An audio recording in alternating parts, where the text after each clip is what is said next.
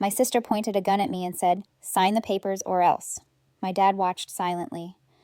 I didn't sign. I just smiled and said, "Look at this." She did and went pale. 5 seconds later, there was a loud bang. That's where the day ended, but where it began, it looked like nothing more than a family get-together. We'd rented a small house outside the city, a plain, practical place with beige walls, mismatched chairs, and a table already set when I walked in. It felt a little like someone else's vacation rental. And I guess technically that's what it was. Mom was fussing in the kitchen, unpacking groceries from paper bags, a loaf of bread, a bunch of bananas, sandwich meat. The kind of food you buy when you want to look like you made an effort without really cooking. "Hi, honey," she called, smiling too brightly, as if this was all perfectly normal. Dad followed behind her, carrying a cooler with the slow heaviness of a man who never rushes unless he has to. He nodded at me, not cold, not warm, just Dad. Then came my sister, sunglasses, hair brushed to perfection, perfume already filling the air. She kissed the air next to my cheek. "Glad you made it," she said. For a while it felt ordinary, like maybe this really was just a family day. The kind where Mom sets out too much food, Dad sits at the head of the table, and my sister talks about the traffic on the way over. We even went for a short walk before lunch. The path behind the house looped around a small field. My mom pointed out some wildflowers. My dad made a comment about the weather, and my sister scrolled through her phone when she thought no one was looking. It was the kind of walk families take when they don't know what else to do with themselves. I answered their questions politely, kept my voice light. From the outside, we probably looked like a normal family, spending a normal Saturday together. Back at the house, Mom got busy arranging food on plates. Sandwiches cut into triangles, potato chips poured into a bowl, fruit piled high in the center. She always overdid it, even when there were only 3 of us. "Eat something," she said, pushing a plate toward me like it was her mission. "I already ate," I said. She laughed it off, but I saw the flicker in her eyes. She wanted everything to look perfect, even if it wasn't. We sat down together, Dad at the head of the table, Mom to his right, my sister next to me. For a while, the only sounds were forks and glasses. The kind of silence you don't notice until you realize no one said a real thing in minutes. Then my sister spoke, light and casual, as though she'd just thought of it. "So, are you going to do something fun with the inheritance?" The word landed like a stone in a still pond. My mom looked down at her plate. My dad took a sip of water. My sister's eyes stayed locked on me. Too bright, too fixed. I shrugged. "I haven't decided yet." Her smile twitched. "You've got options, at least. More than the rest of us." Dad cleared his throat. "Family should share," he said softly. "It's the right thing." I sipped my coffee. "We'll see." Mom jumped in quickly, changing the subject. She asked about my apartment, my work, but the mood had already shifted. The inheritance sat at the table with us now, heavier than the food, louder than the silence. We ate a little more. My sister made small digs disguised as jokes. Dad mostly stayed quiet. Mom kept asking if I wanted more fruit. Then, after a pause long enough to make the air feel stiff, my sister pushed her plate away and smiled. "Come with us," she said. "We want to show you something." Her tone was light, but something in me tightened. Dad stood. His chair scraped the floor. He didn't meet my eyes. They led me down the hallway into a spare room.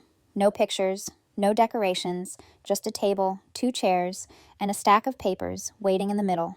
"This will make everything simpler," my sister said, sliding the papers toward me. Dad stood near the door, arms crossed, silent.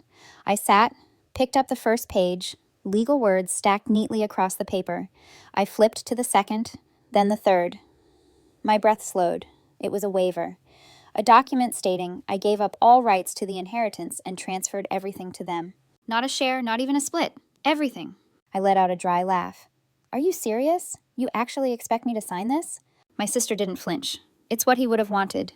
"Really?" I asked. "Did he send you a memo?" Dad's voice was sharp. "Don't be difficult." "It's not difficult," I said. "It's ridiculous." The pen sat waiting on the table. My sister nudged it toward me. "Let's be adults," she said. "We can do this quickly and with dignity." "Dignity?" I raised my eyebrows. "This is daylight robbery with stationery." Her face flushed. "You don't deserve it." "Maybe not," I said, "but I'm not signing it." Her chair screeched as she stood. "Sign it." "No." The word hung there, bigger than it should have been. My dad's eyes narrowed. "You'll regret this." I looked back at him calmly. "I regret showing up." And then, in one smooth motion, my sister reached into her bag and pulled out a gun. The room went silent. Even the hum of the lamp seemed to cut out. From the kitchen, my mom's voice floated down the hall. "Tea's almost ready." My sister leveled the barrel at me. "Sign the papers," she said, "or else." My dad stayed frozen by the door. His silence said more than words. I put the pen down gently. No, I said again. The air felt heavy, pressing against my skin. Then I smiled, small, deliberate, and pointed past her to the corner of the room. Look at this. Her head whipped around. My dad followed. Their eyes landed on the black dot in the corner of the wall. My sister's face drained. What? What is that? Is that a camera? Say hello, I said. You're being filmed. She spun back toward me, panic flooding her face, then back to the lens. You can't, she stammered, but stopped. The gun shook in her hands. She raised it toward the camera. Her voice cracked. Turn it off. Can't, I said. It's working fine. Her eyes darted from me to the lens. Desperate, she pulled the trigger. The bang ripped through the room. Mom gasped in the kitchen, dropping a spoon. The camera stayed standing, its little red light still glowing. My sister's eyes widened, confusion written all over her face. My dad stared at me, pale and speechless. I sat still, calm on the outside, everything else tight inside, and the camera kept watching, steady and unblinking. If you want to understand why that day with the gun happened, you have to go back a bit. I grew up in a family where I was the middle child, which already tells you most of the story. I wasn't the golden firstborn, and I wasn't the baby who could do no wrong. I was the one in the middle, the one who got lost in the shuffle. So I made noise. That was my role.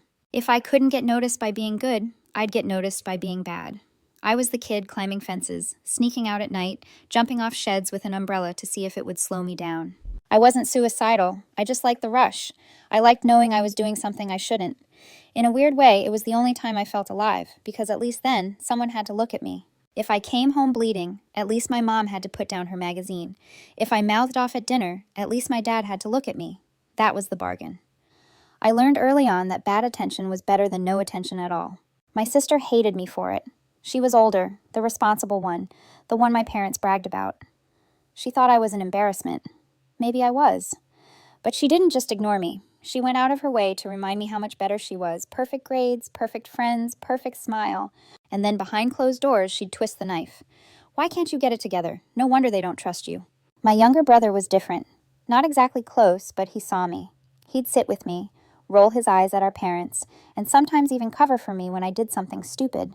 He was the only one who made me feel like I wasn't completely alone in that house. By the time I was 18, I couldn't take it anymore. I packed a bag and left. No safety net, no college fund waiting, nothing. Just me and whatever I could scrape together. It wasn't easy, but I preferred struggling on my own to suffocating at home. The one person I missed was my grandfather. He was nothing like the rest of them. Where my parents cared about looking good, Grandpa didn't care at all. He wore the same clothes for years. His shoes were scuffed. He'd show up to birthdays with a card from the discount store and a handshake like he'd just dug a ditch. My mom used to mutter, "He looks like a homeless man." My dad would sigh and shake his head like Grandpa embarrassed the family. But I liked him. I liked that he didn't play the same games as the rest of them. He didn't try to impress anyone. He didn't even seem to notice when people rolled their eyes. He'd tell me stories about his old jobs, the places he lived, people he knew. None of it glamorous, but all of it real. And I craved real. Sometimes, when we went out for coffee, I'd pay for him because I thought he couldn't afford it. He'd smile at me like he knew something I didn't. Every once in a while, he'd say things that stuck, like, even if I was rich, I'd live exactly the same. Because once people know you've got money, they stop seeing you. All they see is what they want from you. I always thought he was joking, just Grandpa being quirky. He lived until 96. When he died, it wasn't a shock, but it still hurt. He'd been the only one in that family who really saw me. So when we got called for the will reading, I didn't expect much. None of us did. Grandpa never looked like he had anything. My parents went because it was formal. My sister went because she was curious. My brother went because he had to. We sat in the lawyer's office, all lined up in stiff chairs. The carpet smelled like dust and coffee. My sister leaned over to my brother and whispered, "What do you think we're getting? His old trousers?" My dad chuckled. "Maybe his socks, the ones with the holes." Mom shook her head. "Probably some old junk he couldn't throw out." I sat there quietly, biting the inside of my cheek.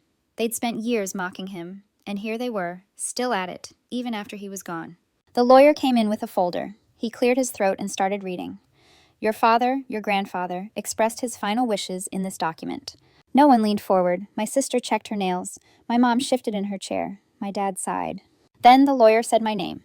He wished to leave his estate to his granddaughter. The room froze. My sister blinked, then barked out a laugh. "Her? What? His collection of coffee mugs?" My dad frowned. What exactly did he leave her? The lawyer adjusted his glasses. "Everything." Silence. You could have heard the carpet breathe. My sister smirked. "Everything? What? A couple $100?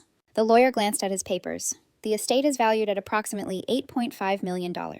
The words hung there like a bad joke no one wanted to claim. Mom gasped. Dad sat up straight. My sister shook her head. That's impossible, she snapped. He had nothing. He wore the same shirt for 10 years. He invested, the lawyer said calmly. For decades. Modest amounts, consistent growth, compounding over time. It built into a substantial fortune. My dad's face went red. This is outrageous. I'm his son. That money should be mine. Mom nodded quickly. Or ours, not just hers. My sister's voice sharpened. She doesn't deserve it. She didn't even do anything. I sat there, my hands folded in my lap, pulse racing. For once in my life, they were all looking at me. Not invisible, not ignored, seen. I gave a half shrug. Guess he disagreed. That's when their eyes really burned into me. My sister's fury, my dad's disbelief, my mom's disappointment. I'd wanted attention my whole life. This was not how I thought it would feel. The lawyer kept talking, explaining terms, details, whatever. I barely heard him. All I could hear was the silence around me, heavy with shock and anger. They had spent years laughing at him for looking poor, and now the man they mocked had left behind a fortune, and he'd left it all to me. And in that moment, I realized something. This wasn't going to end here. The bang was still hanging in the room like an echo that didn't know where to go. Nobody moved. My sister stared at the corner, waiting for the camera to fall. It didn't. The little red light just kept glowing, steady and smug. My dad's mouth twitched, like he wanted to speak, but forgot how. Why didn't it break? My sister whispered, more to herself than anyone. I didn't answer. Sometimes silence says more than a lecture. Her grip tightened. Another shot cracked through the room. The lamp flickered, the air jolted, and still the camera didn't move. She lowered the gun, breathing fast. What is wrong with this thing? Plenty, I said, but not what you think. That's when the footsteps came. Firm, heavy, too controlled to be family. The door burst open and two men stepped inside. Not uniforms, not relatives. The kind of presence that rearranges the room without asking. Put it down, one said, calm but absolute. My sister flinched, swung the gun toward them, her hand shaking so badly the barrel wavered. Don't make this worse, the other said. On the table now. For a second, she looked like a child mid-tantrum, torn between scream and surrender. Then her wrist gave out. The gun clattered onto the table. One guard snatched it away, slid it out of reach, and cuffed her hands quick and clean. The other put a steady hand on my dad's shoulder. He froze. The room exhaled for the first time in minutes. I looked at my sister, wide-eyed and cornered. Everything's recorded, I said quietly. You're not walking away from this. She glared back, words ready but useless. And that's where I'll pause and explain. Not to them, to you, because you're probably wondering how I knew. How I wasn't shaking out of my skin when my sister pulled a gun on me. How I sat there steady while my dad played statue. The truth is, I did shake, just not where they could see it. A few days earlier, my younger brother had called me. His voice was tight, nervous. He said he overheard something, my parents and my sister talking. He didn't give details, didn't want to be dragged into it, but he told me enough. Enough that I froze, enough that I knew. I didn't want to believe him. I told myself they'd never go that far. But deep down, I knew what my family was capable of. And I'll admit it, part of me wanted to test them. I've always been like that. When I was a kid, I jumped off sheds with umbrellas just to see if they'd slow me down. Climbed fences because someone told me not to. I like the rush. I like the danger. When you've been invisible your whole life, you chase whatever makes people look at you. So yes, I went, because I wanted to see. And because a little piece of me hoped maybe I was wrong, that they'd act like decent human beings for once. That maybe we'd eat Mom's sandwiches, bicker about nothing, and call it a day. If they had shown me kindness, maybe I would have shared some of it. Maybe. But I wasn't about to gamble my life on that chance. So I hired professionals. Not the police, private security, two men who knew what they were doing. They told me not to go, told me it was reckless, that it wasn't worth it. I said I was going anyway, so they backed me. They went in early, swept the house, set up hidden cameras. While I walked with my family outside, they checked every corner, and they found the gun. They didn't take it. They didn't need to. They just made sure it wouldn't fire the way my sister expected. When she pulled that trigger, all she got was sound and smoke. Then they waited outside, ready, listening, watching. So no, it wasn't luck, not a miracle, not fate. It was planned, every second of it. And now it was them, not me, who were trapped. The legal process crawled, the way those things always do. Months of hearings, paperwork, lawyers arguing over words I barely understood. And then, finally, it was finished. The estate was settled. I was the sole heir. Every last cent was mine. Hearing it spoken in court didn't feel triumphant. It felt strange, like the ground shifted under me and I was still waiting for balance. For so long, I'd braced myself for someone to take it away. Now, there was no one left who could. My family's trials ran parallel to mine. My sister stood in court first. 7 years. The judge didn't mince words. Threatening someone with a firearm leaves no room for excuses. She tried tears, but it was too late. My dad's turn came next. He didn't pull the trigger, but he stood there and let it happen. 2 years. The look on his face said he thought silence was safer. He was wrong. My mom was last. She'd stayed in the background, convinced that would protect her. It didn't. Probation, community service, a record that would follow her anyway. I didn't celebrate. I didn't feel vindicated. Watching them be let out of court, I just felt tired. The kind of tired you only get after years of carrying weight you didn't ask for.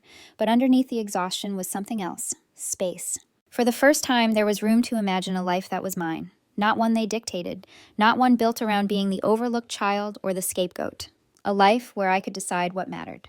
When I walked out of that courthouse, the cameras were still running in my head, capturing a different kind of scene. No shouting, no papers shoved across tables, no guns pulled out of handbags.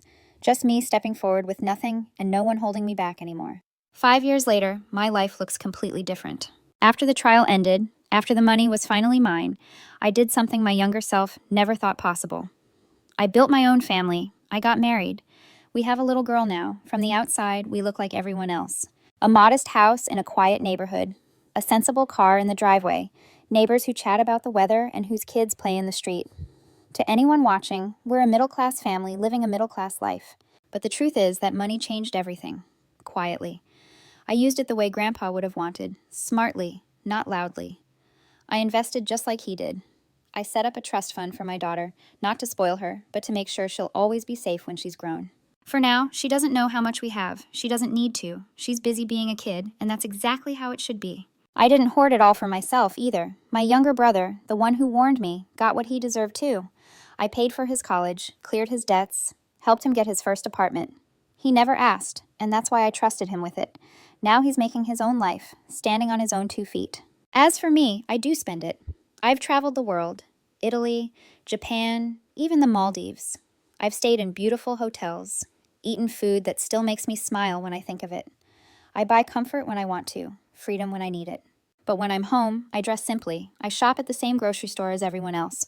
To the outside world, nothing looks unusual. That's the way I like it, because I finally understand what Grandpa meant. If people think you're rich, they'll only ever see the money. If they think you're ordinary, you get to live free. I still chase a little adrenaline now and then. Skydiving, scuba diving, climbing mountains. But I do it safely. I've learned how to feed that part of myself without breaking everything else. At the end of the day, I don't need strangers to see wealth on me. I need my daughter to grow up safe, happy, and free.